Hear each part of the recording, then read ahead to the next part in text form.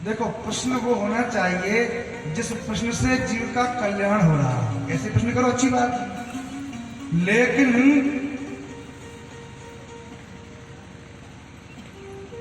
अध्यात्म जगत में केवल और केवल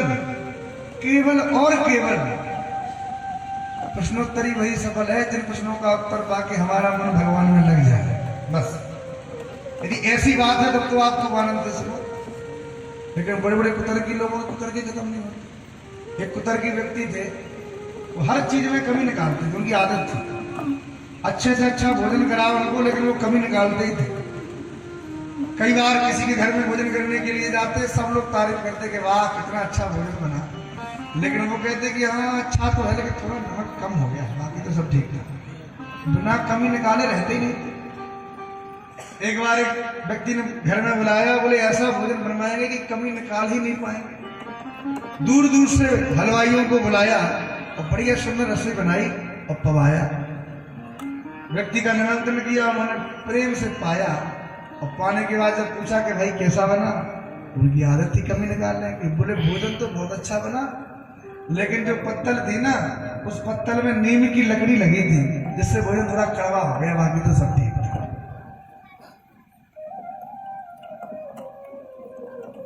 वही सज्जन एक दिन चले जा रहे थे, तो रास्ते में उन्होंने देखा कि एक खेत में काशी फल लगा है। काशी फल जानते हैं? कद्दू, कुमड़ा जिसको बोलते हैं। तो कुमड़े की जब उन्होंने बेल देखी कि बेल में इतना बड़ा कुमड़ा लगा, अरे बोले भगवान की भी बुद्धि मारी गई। इतना बड़ा फल और इतनी पतली बेल के ऊपर लटका दिया भगवान ने। भगवान में बुद्धि नहीं है। अरे इतने बड़े फल के लिए बड़ा वृक्ष होता तो ज्यादा अच्छा रहता। अब बेचारी दुबली पतली बेल के ऊपर इतना बड़ा फल लटका है, ये कहा कि अच्छी बात है। सोचते हुए जा रहे थे, आगे पहुंचे, गर्मी के दिन थे, जेठ का महीना था, शाम के टाइम बड़ी हवा चल रही थी। तो एक आम का वृक्ष लगा था, उसके नीचे जाके लेट गए। और जैसे ही लेटे कि गर्मियों के दिन में हवा चली, एक आम टूटा और आम टूट के इनकी नाक के ऊपर गिरा। जैसे ही नाक पे आम गिरा तो उठ के खड़े हो गए महाराज सिंह और आम को उठा के बोले, हे भगवान बड़ी कृपा करिए आप, कहीं इतने बड़े पेड़ के ऊपर यदि इतना ही बड़ा फल लगा होता तो हमारा क्या हाल होता है। बोलो राधे राधे। भगवान के द्वारा किए गए सारे कार्य निश्चित है। भगवान जो करते हैं, जैसा करते हैं, बहुत ही अच्छा करते हैं, हम समझ नहीं पाते। बस सुदामा जी के लिए लोग कहते हैं सुदामा जी महाराज बड़े दरिद्री थे, बहुत बड़े दरिद्री थे, दर दर की ठोकर खा के घूमते थे, लोग दुत्कारते थे। सबसे बड़ा दोष टीवी का है ना, टीवी वाले इतना ऐसा दिखाते हैं बहुत से नाटकों में। और तो हमने कथाओं में देखा कि सुदामा जी की झांकी बनाएंगे, सुदामा जी जब मिलने जाते हैं द्वारका भगवान से, तो दो दो पहरेदार खड़े हो जाते हैं। सुदामा जी आते हैं तो धक्का मार के दूर फटकते हैं। ऐसा कभी हुआ?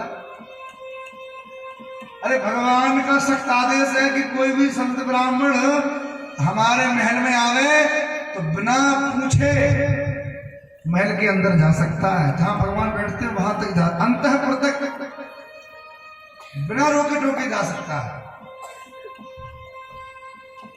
सुदामा जी दरिद्र नहीं है। सुदामा जी कौन है? यहाँ पर सुखदेव जी महाराज सुदामा जी का परिचय दे रहे हैं।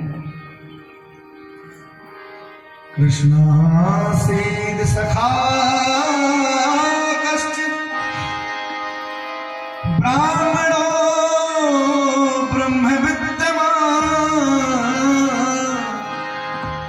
विरक्त इंद्रियार्थेषु प्रशांतात्मा जितेंद्रिय। सुदामा जी इंद्रियों से विरक्त हैं। ब्राह्मणों ब्रह्म विद्यमान, ब्राह्मणोचित कर्म ही सुदामा जी करते हैं। ब्राह्मण की जो वृत्ति है उसी से पालन करते हैं। केवल 5 घरों में सुदामा जी मांगने के लिए जाते हैं और जो मिल जाए सो महाराज बड़े प्रेम के साथ पाते हैं। और एक बात कहें, सुदामा जी के पास सबसे बड़ा धन यदि कुछ है तो वो है संतुष्टि, संतोष। आप खूब धनवान हो और संतोष आपके मन में नहीं है तो आपसे बड़ा दरिद्र संसार में कोई हो ही नहीं सकता। जो व्यक्ति अपने प्राप्त को ही पर्याप्त समझ ले, समझो उसके ऊपर भगवान की विशेष कृपा है। हमारे पास जो है बहुत है, अरे बहुत दिया भगवान ने। हमारी तो इतनी भी सामर्थ्य नहीं थी कि इतना भी हमें मिल सके। जितना प्राप्त है उसमें पर्याप्त आनंद का अनुभव करें। अरे बड़े बड़े पैसे वालों को देखा है महाराज, दाल का पानी पी के जीवन जी रहे हैं, दवाइयां खा के जीवन जी रहे हैं। और लेकिन जो दिन भर मेहनत करते हैं ऐसे मजदूर, एक ईंट के पत्थर को सर के नीचे लगाते हैं और चैन की नींद सोते हैं महाराज, और परम सुखी हैं। तो क्या वो दरिद्र है? नहीं। कोवा दरिद्रो, ये विशाल तृष्णा, जिसकी तृष्णाएं विशाल है वो सबसे बड़ा दरिद्र है।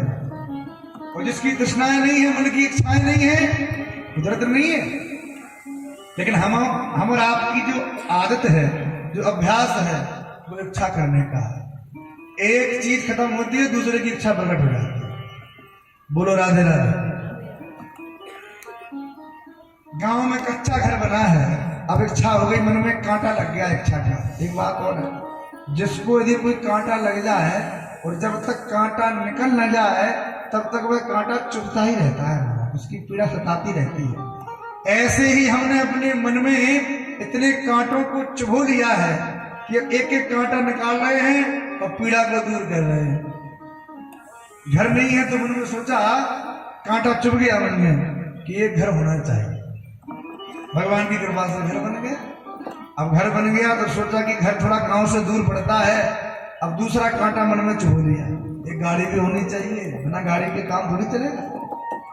तो एक 4 व्हीलर गाड़ी ले आए, गाड़ी आ गई तो तीसरा कांटा फिर चुभ लिया। अरे घर तो अच्छा बन गया लेकिन गर्मी बहुत पड़ती है, एक एसी होना तो बड़ा जरूरी है। अब जब तक एसी लग नहीं गया तब तक वह कांटा चुभता ही रहा मन में। एसी लगवा लिया, फिर कोई ना कोई कांटा मन में चुभ गया। यह व्यक्ति बस अपने मन में अनंत कांटों को चुभो के बैठा है और उन्हीं को निकालने में पूरा जीवन बीत जाता है। और अंत समय जब आता है तो हमारा झोली खाली, कुछ है ही नहीं। अब क्या ले जाओगे भाई? अरे भगवान के धाम जाने जाओगे ना तो एक कागज के नोट काम नहीं आएंगे। भगवान के धाम में तो भगवान की द्वारा प्रदत्त पूंजी ही काम आएगी, जो भगवान ने बड़ी सहजता में सबके पास बांट रखी है। क्या पायो जी मैंने राम रतन पायो, पायो जी राम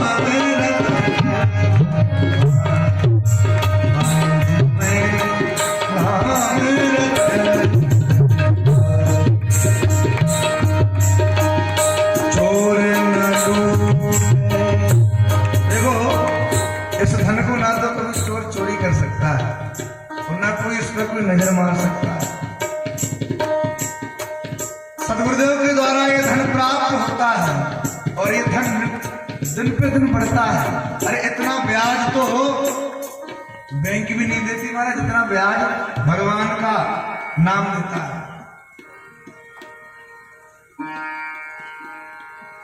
दिन दिन बढ़त सवायो, हर दिन सवा गुना होता है। इतना बैंक कोई ब्याज देती है? नहीं देती। इसलिए राम नाम रूप कोई धन जब तक आप लोग इकट्ठा नहीं करोगे तब तक आपके चित्त में शांति मिलने वाली नहीं है। वो शांति नहीं रहेगी।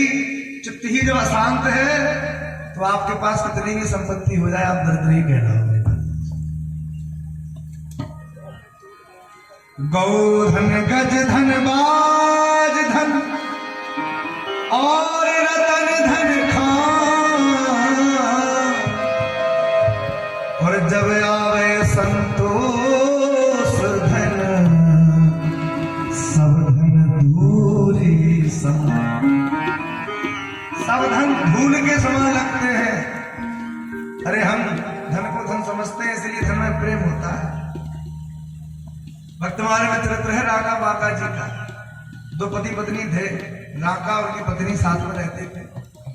दोनों परम विरक्त महाराज, जंगल से लकड़ियां बीनते और बाजार में बेचते और उन लकड़ियों से जो धन प्राप्त होता उससे भगवान का भोग लगाते और प्रसाद पाते, ऐसा जीवन जीते।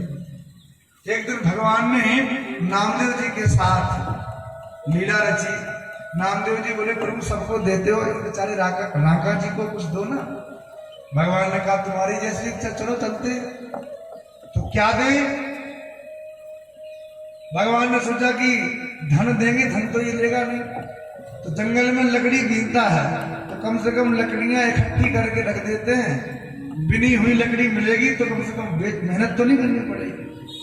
अब तो भगवान ने स्वयं अपने हाथों से जंगल में जाके लकड़ियां इकट्ठी करके रख दी कि राका जी आएंगे, लकड़ियों को उठा के और बेच देंगे।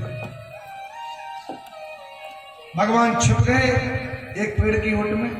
राका जी अपनी पत्नी के साथ आए और जैसे ही इकट्ठी लकड़ियों के ढेर को देखा तो देखते ही साथ बोले, अरे सुनती हो? पत्नी बोली, क्या? लगता है आज कोई हमसे भी ज्यादा गरीब व्यक्ति पहले लकड़ी इकट्ठा करके रख गया है।